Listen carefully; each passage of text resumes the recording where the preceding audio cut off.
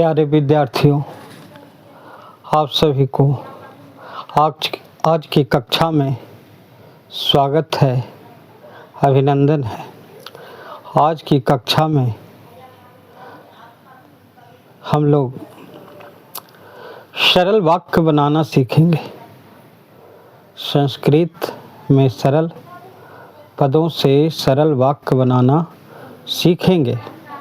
सरल वाक्य के माध्यम से हम संस्कृत भाषा को सरलता से, सुगमता से सीख सकते हैं और वही सरल वाक्यों से हम संभाषण भी सीख सकते हैं।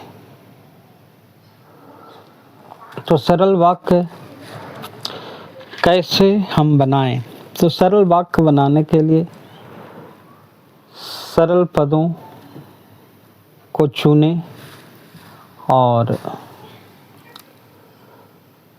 सरल क्रियाओं को, सरल कर्ता पद हो और सरल क्रियापद हो, दोनों को समन्वय करने पर हमें सरल वाक्य प्राप्त हो जाता है। ये जो श्यामपट है, श्यामपट में देख पा रहे होंगे, दो सारणी बनाए हैं, एक में कर्ता लिखे हैं, एक में क्रिया लिखे हैं। तो ये कर्ता वाली सारणी में हम एक सरल पद लिए हैं कर्ता के रूप में, जो पुल्लिंग है और एक वचन है और अकारांत है। लिखा हुआ है छात्र, इसका अर्थ होता है विद्यार्थी।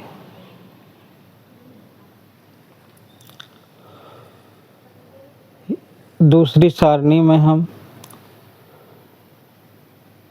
एक से अधिक क्रिया लिखे हैं। सबसे पहले पढ़ना लिखे हैं, फिर लिखना, फिर हंसना, सभी को संस्कृत में लिखे हैं। यह लट लकार में लिखा गया है क्रिया का रूप। तो पठती क्यों लिखा गया? पठती इसलिए लिखा गया है कि कर्ता जो है एक वचन है और अन्य पुरुष है। तो लट लकार में एक वचन और जो अन्य पुरुष रहता है उसके साथ धातु में ती प्रत्यय लगा करके रूप बनाया जाता है। इस तरह से पठ का अर्थ पढ़ना और उसमें ती प्रत्यय लग जाने पर लट लकार पढ़ता है या पढ़ रहा है। तो छात्र पठति, दोनों को समन्वय करेंगे। छात्र पढ़ रहा है या छात्र पढ़ता है। छात्र, फिर दूसरा क्रिया है लिखति, लिखता है। छात्र लिखति, दोनों को समन्वय से हो गया। छात्र लिख रहा है या छात्र लिखता है। फिर अगला पद देखेंगे, छात्र, इसके साथ लगा हुआ है हसति। तो छात्र हसति, दोनों का समन्वय हम करते हैं। छात्र हसति, छात्र हंस रहा है या छात्र हंसता है। फिर अगला पद क्रिया है, उसके साथ समन्वय छात्र को करते हैं। तो छात्र गच्छति, छात्र जाता है या छात्र जा रहा है। अगला धावति, इसका अर्थ होता है दौड़ता है। छात्र के साथ समन्वय करेंगे तो छात्र धावति, छात्र दौड़ता है। अंतिम क्रियापद क्रीडति है, इसका अर्थ होता है खेलता है या खेल रहा है। छात्र क्रीडति, छात्र क्रीडति, छात्र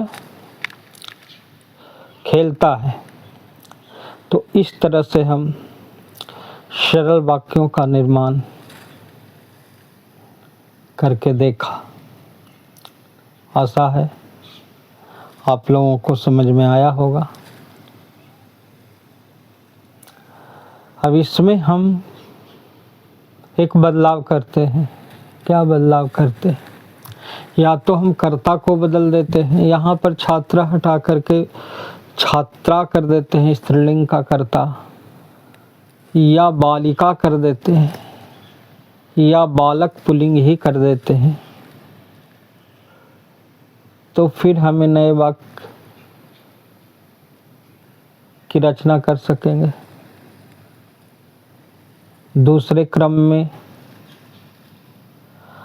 हम इन क्रियाओं के अलावे और क्रिया भी इनके साथ लगा सकते हैं, छात्रा के साथ ही, और फिर नए वाक्य बना सकते हैं।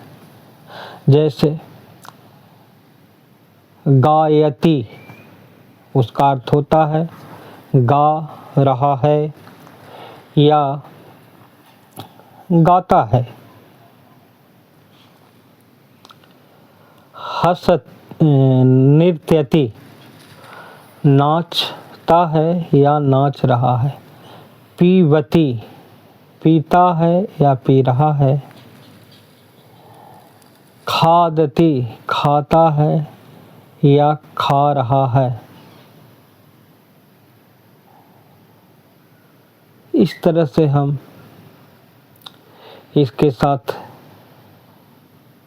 क्रिया बदल बदल कर उन क्रियाओं को समन्वय करके नए नए वाक्य की रचना कर सकते हैं। और जब हम सरल वाक्य बनाना सीखेंगे और बनाएंगे तो हमें अभ्यास होगा। हम सरल वाक्यों द्वारा बने सरल गद्यांशों को भी पढ़ सकते हैं। इस तरह से हमें संस्कृत पढ़ना आएगा। और जब गद्यांश सरल वाक्य हम पढ़ना लिखना सीखेंगे तो उसके साथ ही हम प्रश्न उत्तर भी उसके साथ करना सीखेंगे। अगले वीडियो में हम सर्वनाम पद को लेकर के आएंगे, अर्थात उत्तम पुरुष सर्वनाम को लेकर के आएंगे। यहाँ पर हम संज्ञा पद को कर्ता के रूप में लेकर के आए थे।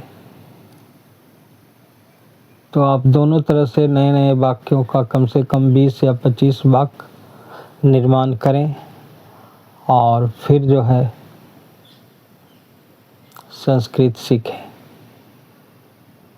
धन्यवाद। फिर अगली कक्षा में मिलते हैं।